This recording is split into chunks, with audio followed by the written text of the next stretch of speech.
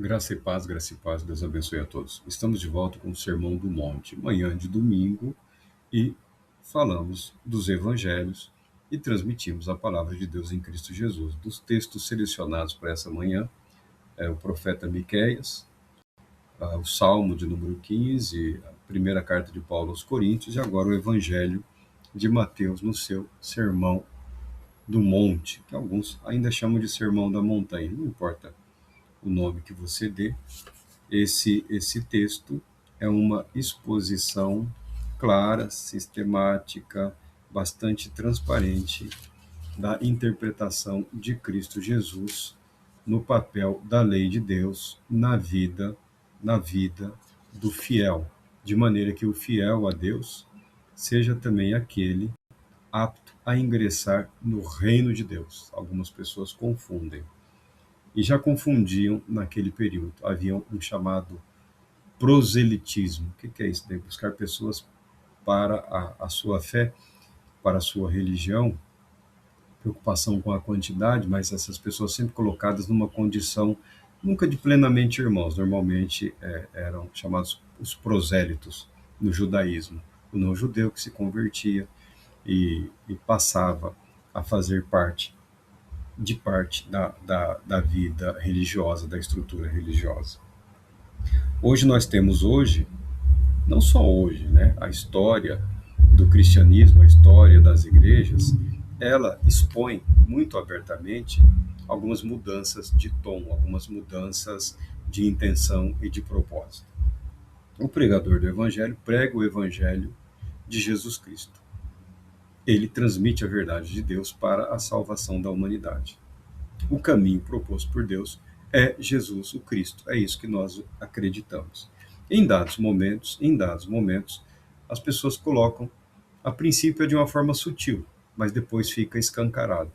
É o proselitismo cristão, quando a pessoa coloca a igreja, a instituição, à frente ou ao lado do nome de Cristo Jesus. Nesta igreja você... Olha, não tem salvação na igreja. A Bíblia jamais ensinou salvação pela igreja, tá bom? Algumas instituições chegam até o ponto de dizer que somente eles, os seus ministros, aqueles que têm lá a licença para oficiar no seu meio, é que podem ministrar a palavra de Deus, né? Os, os reverendos, os reverendos eclesiásticos, os pastores eclesiásticos, os mestres denominacionais. A Bíblia ensina a salvação de Deus em Cristo Jesus. Em Cristo Jesus.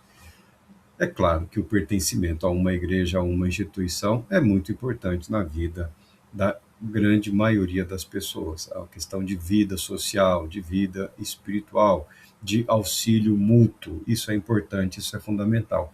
Mas a salvação de Deus não está no pertencimento a uma igreja. A salvação de Deus está no pertencimento a Deus, pela fé em Cristo Jesus. E vamos ao texto aqui. Jesus, vendo as multidões, subiu ao monte, assentando-se, os seus discípulos aproximaram-se dele.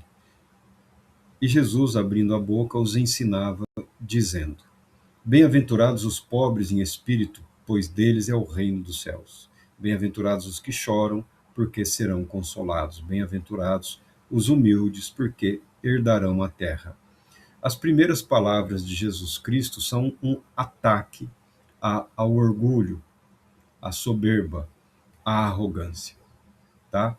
É literalmente uma estocada no coração da espiritualidade judaica daqueles dias. Muitos mestres judeus, naquele período, esse judaísmo do chamado Segundo Templo, muitos dos mestres judeus, se não a grande maioria, ensinava abertamente que aquele que obedece os mandamentos, ele é ricamente abençoado. Mas, junto com este ensinamento, eles colocaram um chamado culto à personalidade. E aquele que obedece os ensinamentos dos mestres rabinos serão muito mais abençoados. É contra isso que Jesus Cristo se levanta. Eles ensinavam a palavra de Deus? Eles ensinavam a palavra de Deus. Mas eles ensinavam também de uma forma muito enfática o seguir as tradições dos líderes religiosos. Tradições estas que foram acrescentadas à palavra de Deus e que, em determinados momentos, se transformavam em um verdadeiro fardo para a vida do religioso. Era um fardo pesado para toda a nação? Não necessariamente, mas aquele que queria servir a Deus, aquele que queria obedecer à palavra de Deus, ele se via cercado de uma meticulosidade, às vezes assim, quase não dando liberdade para o indivíduo. O rabino falou, o mestre falou, nós temos isso nos dias de hoje. Nós temos isso nos dias de hoje. Nós temos na Bíblia o Evangelho de Cristo Jesus. E temos por aí o Evangelho de Cristo Jesus adaptado às necessidades e interesses de indivíduos e de grupos bastante específicos. Tá? É isso que você precisa discernir. Não estou instigando ninguém a ser rebelde, não estou instigando ninguém a querer exigir absolutamente nada de ninguém. Deus não exigirá de ninguém, Deus não exige de nenhuma pessoa algo que ela não é capaz de proporcionar, algo que ela não é capaz de se desenvolver. Se você vê que há uma perspectiva equivocada, que há uma apresentação muito personalizada, né? Muito só nós, só nós, só nós, isso não te isenta da responsabilidade de viver segundo a vontade de Deus. E Jesus inicia dizendo, ao contrário de muitos mestres daquele período que sobrecarregavam as pessoas, criando um verdadeiro estado de angústia espiritual, cuja liberdade, cuja libertação ocorria muito paulatinamente, né, muito aos poucos, conforme a pessoa ia se permitindo adestrar dentro daquelas culturas religiosas da época. Jesus inicia dizendo que é perfeitamente possível ser feliz. Bem-aventurados ou felizes ou verdadeiramente felizes. É possível ser feliz, é possível desfrutar da graça de Deus, é possível desfrutar do amor de Deus, é possível desfrutar das bênçãos de Deus. É possível viver essa vida, ainda que de inúmeras formas e maneiras, debaixo de alguma limitação que nos é imposta, vivendo em perfeita comunhão com o Todo-Poderoso Deus. Jesus tira a quinquilharia religiosa, Jesus tira os adornos e tira os excessos, as dificuldades, porque muitas pessoas, quando iniciam a sua vida, iniciam já de forma plena, porque isso é o que é esperado. Inicia em gratidão, inicia em comunhão, inicia em perfeita paz. E quando caem nas mãos de pessoas que não deveriam, de modo algum, estar exercendo a liderança, porque não são pastores, porque não são mestres, porque não têm compromisso com Deus em Cristo Jesus, muitas vezes se veem afastadas de Cristo Jesus, afastadas. Não, não, não, não, não, não, não pode. A pessoa orou e choveu. Orou, foi curado. Orou, está vivendo na graça de Deus. Não, mas precisa tirar a barba. Se não tirar a barba, Deus não se agrada. Aí vai no outro lugar, não, tem que ter barba. Se não tiver barba, se não tiver barba, aí a coisa não vai. O outro é o sábado. Não, não, não, não, não. Se não, o sábado é tudo. Sem o sábado não vai agradar a Deus. O outro é o domingo. O outro é a sexta-feira. Olha a saia. A saia, a gravata, não esquece a gravata. Se não tiver gravata, Deus não se agrada. E vão entulhando os poços, vão roubando a alegria, vão ceifando a vida espiritual, impondo doutrinas que são doutrinas de homens, que não são ensinamentos transmitidos por Deus através das Escrituras, através dos profetas. E Jesus vem restaurar essa verdade. É possível ser feliz, é possível desfrutar a felicidade. Pobre de espírito aqui é uma palavra que denota aquele que anda humildemente com o seu Deus, conforme foi proposto pelo profeta Miqueias, conforme está descrito no livro dos Salmos. O caminho de Deus é o caminho proposto na palavra de Deus, é o caminho que vem da revelação de Deus preservada através das escrituras sagradas, não as palavras dos homens, não as interpretações ou acomodações culturais ou filosóficas ou retóricas ou mentais, não.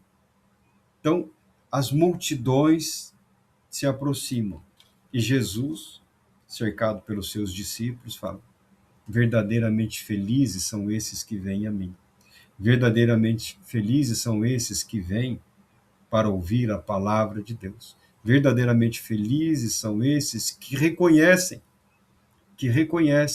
que o caminho da humildade com Deus, não a soberba religiosa, não a arrogância religiosa, é o caminho que nos permite alcançar o coração do Todo-Poderoso. Ainda que nessa caminhada encontremos sofrimento, aí fala dos que choram, dos que sofrem, porque o religioso, arrogante, presunçoso, quando alguém está sofrendo, a primeira coisa que ele fala é: alguma coisa fez, algum mal aprontou, algum pecado há.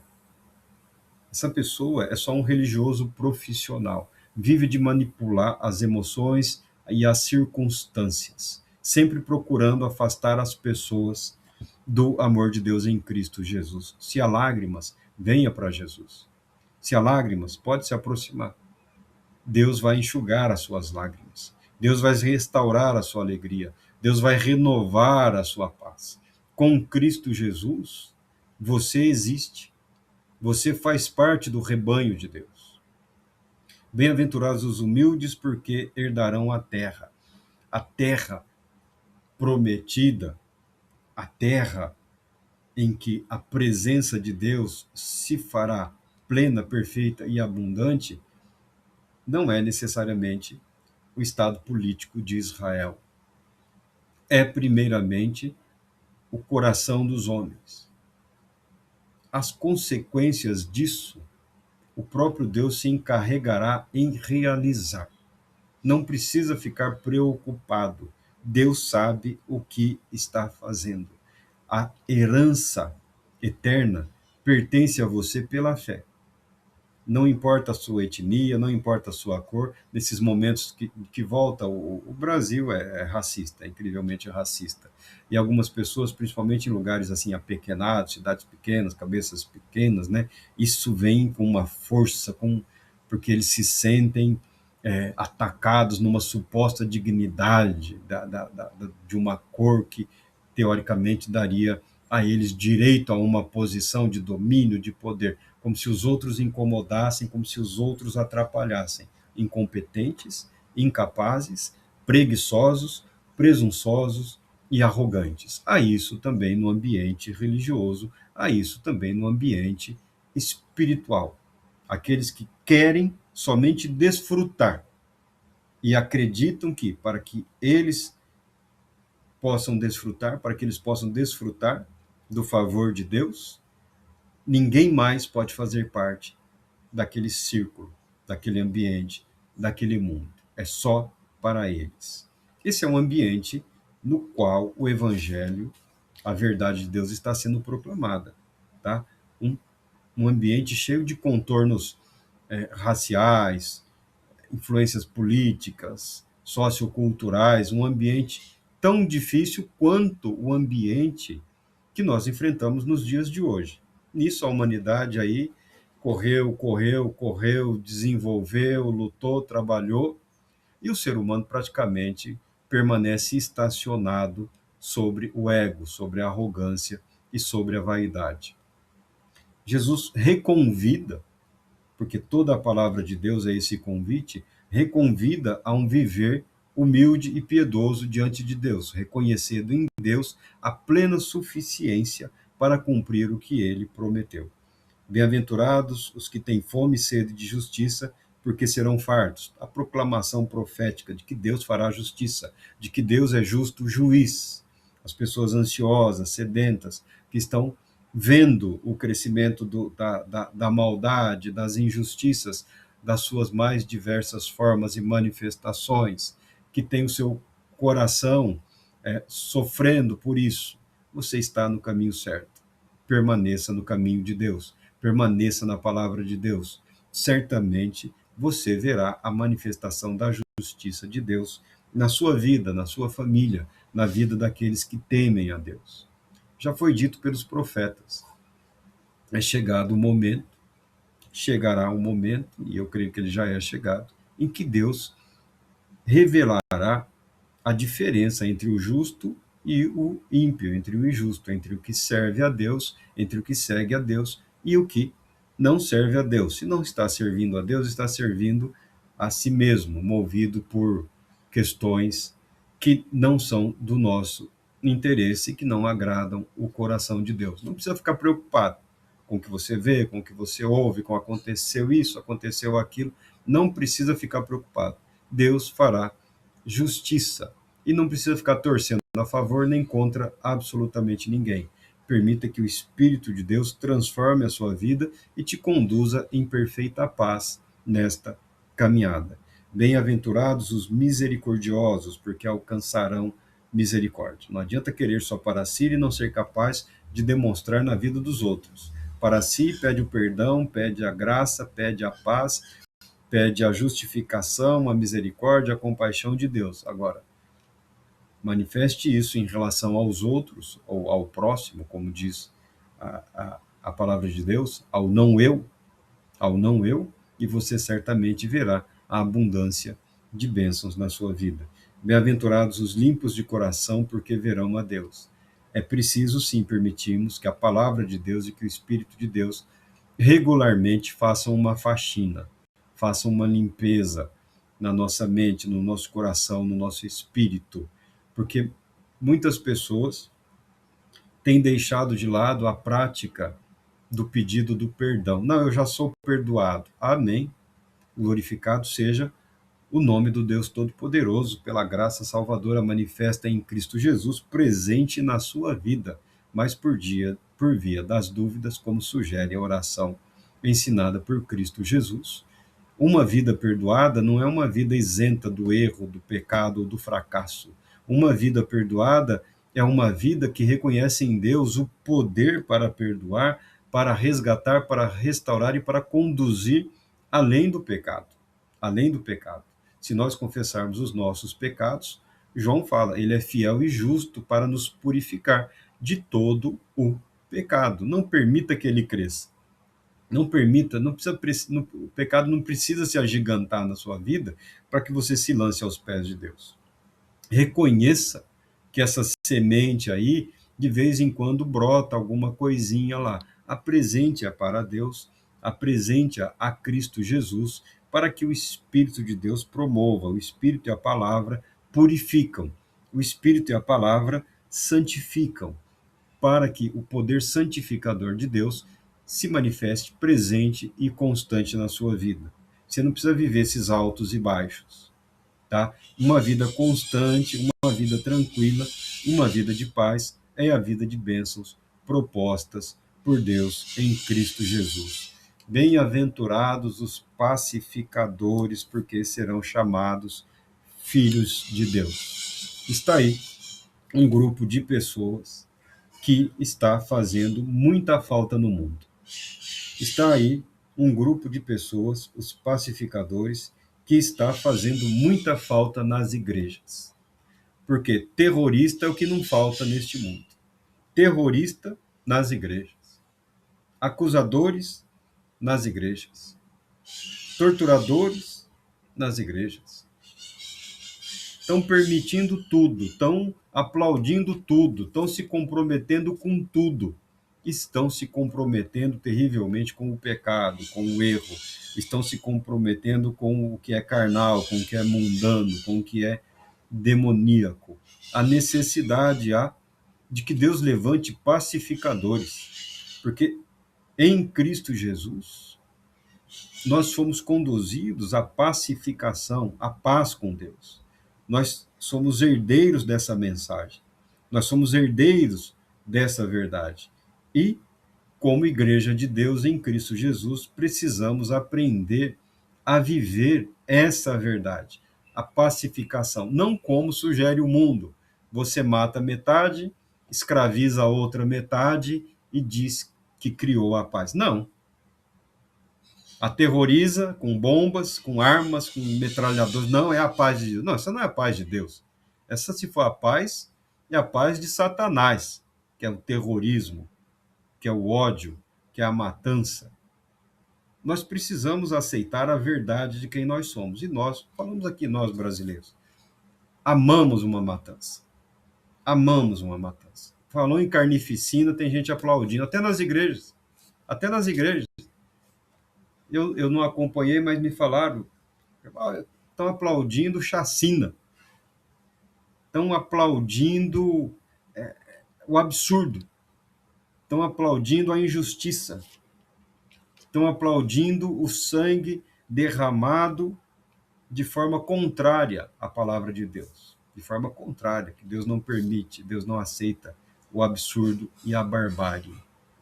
O caminho da barbárie não vai promover a paz. O caminho da barbárie só vai promover a barbárie. O caminho do ódio, o caminho da vingança, só vai promover ódio e vingança. Em algum momento, alguém precisará dizer: chega, basta. Esse caminho não vai salvar ninguém. Esse caminho não vai produzir paz verdadeira para ninguém. Responsabilidade nossa é aplicarmos isso no nosso viver cotidiano. Quanto aos povos, quanto às tribos, quanto às nações, isso Deus Todo-Poderoso se encarregará de levantar os indivíduos no momento específico. Às vezes eu vejo alguma coisa e falo, eu sabia, eu tinha certeza. Em momentos específicos, Deus levanta as pessoas, a pessoa que será a voz que faz oposição à insanidade da época, do período.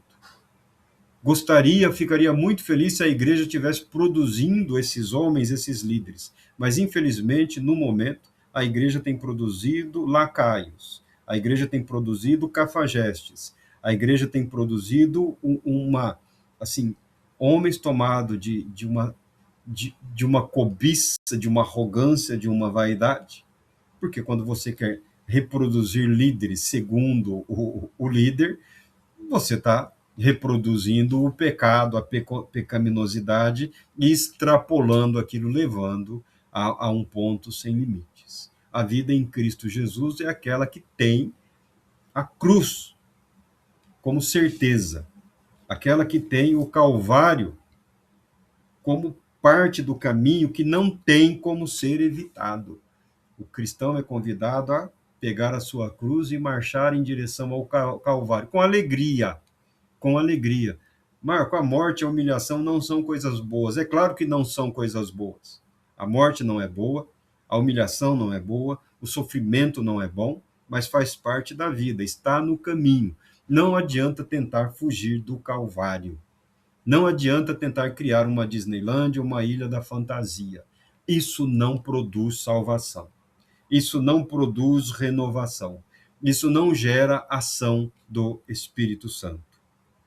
Mas clamamos a Deus por pacificadores, pessoas que proclamem o evangelho da paz, que, com auxílio da palavra e do Espírito Santo, expulsam todo esse sentimento de revolta, de vingança, de ira e de ódio da mente e do coração dos cristãos. Eu estou falando dos cristãos, tá? O mundo está aí como sempre esteve.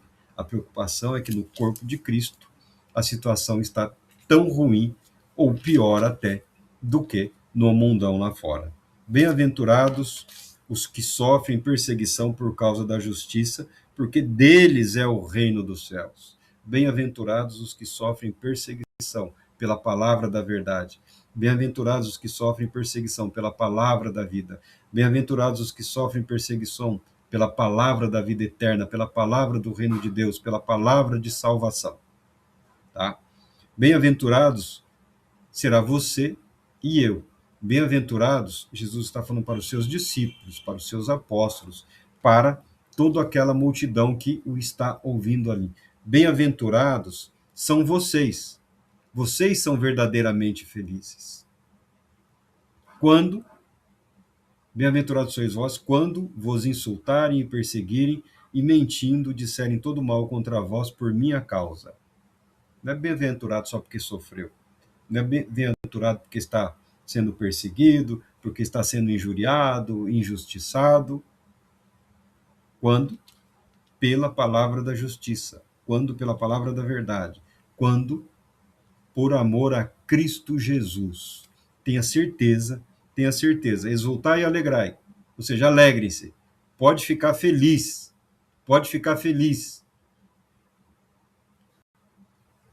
Exultai e alegrai-vos sobremaneira, pois é esplêndida a vossa recompensa nos céus, porque assim perseguiram os profetas que viveram antes de vós. Meu irmão, em algum momento, você vai incomodar. Em algum momento, você será confrontado, você será atacado. Porque o que está dando lucro, ninguém quer mexer.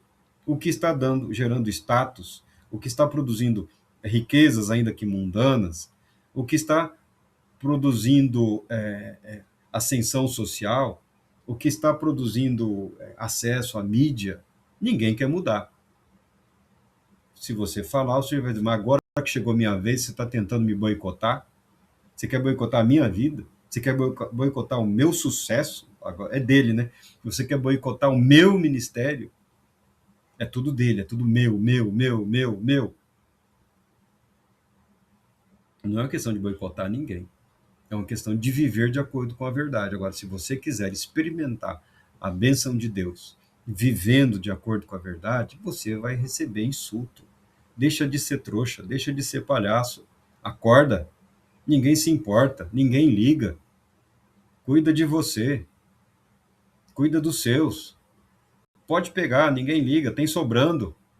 Tem sobrando. Pode. A decisão é sua, meu irmão. A decisão é toda sua. A recompensa eterna ou a recompensa mundana. Jesus deixa claro isso, Jesus deixa evidente isso. Em algum momento, seremos provados. Em algum momento, seremos afrontados. Em algum momento, seremos confrontados. Você quer viver para Deus? Viva. Mas aqui o caminho é esse. E há quem siga o caminho das trevas. Não julgamos. Mas você quer seguir o caminho de Deus, o caminho da paz, permita que o Espírito Santo produza no seu coração tudo isso que Jesus prometeu, tudo isso que Jesus diz que é verdadeiro. A felicidade, a perfeita paz, a alegria de viver em comunhão com Deus é direito seu, é conquista em seu favor, realizada pelo próprio Deus em Cristo Jesus, o nosso